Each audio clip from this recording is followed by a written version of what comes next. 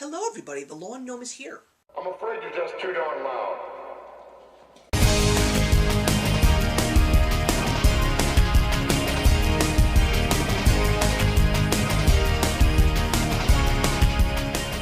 When was the last time that I gave you guys a review of music? I have no idea.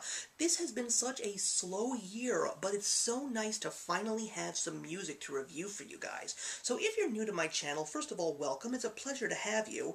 If you've never seen me review music on this channel, I always like to review albums or acts in pairs. I try very hard to find a common ground. Sometimes I'm not always successful, but today I want to talk about two bands that are relatively new in the music world, although one of them is not so new. One of them has actually been around in the music scene for over 10 years, but every single time I hear their albums, I always feel like I'm listening to something new. But we'll get into them second, because I want to talk about the first band, which is one of the newest bands that I've been following, and that is probably one of the more debatable bands in music right now.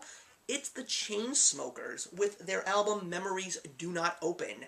Now, the Chainsmokers are a very interesting band. They were introduced to me by my friend Lindsay over at Miss Lynn's Vlogs. She hasn't made a video in a while, but I'm going to put a link to her channel because you have to check her out. She is awesome.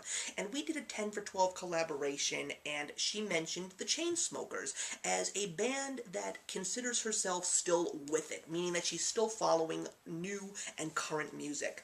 The Chainsmokers, of course, I first heard about them with their single from last year, which was Closer, and this year we had Paris, as well as their collaboration with Coldplay called Something Just Like This, which for me is one of my favorite songs of 2017, shots fired. But also hearing from other music reviewers like Spectrum Pulse, they had some really negative things to say about the Chainsmokers, about how they were so anti-establishment, they were really like dickbags, apparently, and also because of the fact that their music was not very good, yet their singles were just so catchy. So when I found out that they were finally making a studio album, I wanted to see, and when I found out that Something Just Like This and Paris were on the album, I had to see if they were what I hoped that they were going to be.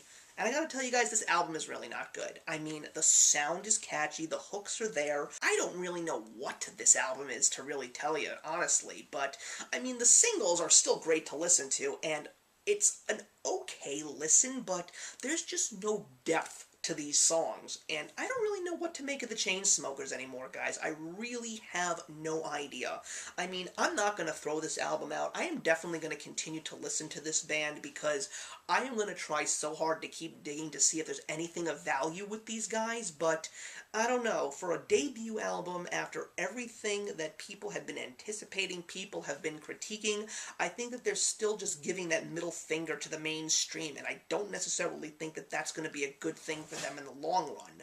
So hopefully, if they give me a better sophomore release, or maybe some really good singles in the future, maybe I will think differently. But now let's talk about a band that I absolutely love, and I'm so excited to talk about this album, and that is the fifth album from Paramore called After Laughter.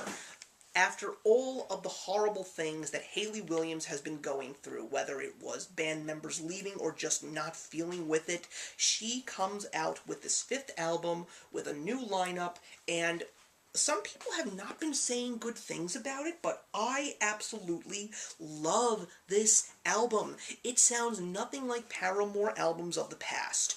It is the neo-new wave sound, along with a real vintage 80s sound, which I absolutely love. I mean, I have been listening to bands for the past couple of years that have this sound, like The Killers, and of course the 1975, but the fact that Paramore went in this direction, I think was a very positive thing, not a negative thing. I think these songs are all fantastic. My favorite song on this album is Forgiveness. It sounds like a song from Tears for Fears. The single Hard Times is very catchy. It sounds like something from the Talking Heads, along with other great songs like Told You So, and Pool, and Grudges, and Tell Me How, and Fake Happy. This album is a winner, everybody. I think that it is such an amazing listen. I have listened to it so many times since I purchased it. I'm glad to know that this band is back and that I feel that they are stronger than ever. I don't know where Paramore is going to go with their next album, but I'm definitely going to say that After Laughter is one of the best albums of 2017.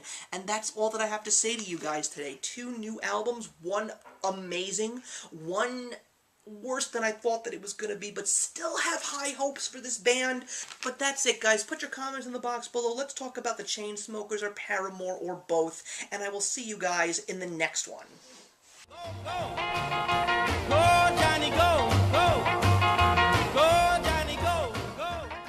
Hey, thank you so much for stopping by my channel today. If you're new here and want to see more of what my channel has to offer, please click on the link to my last video, or hit that subscribe button to be kept up to date with all of my uploads. Content of all sorts is posted here quite often, so trust me, you do not want to fall behind. I will see you in the comments, and actions speak louder than words.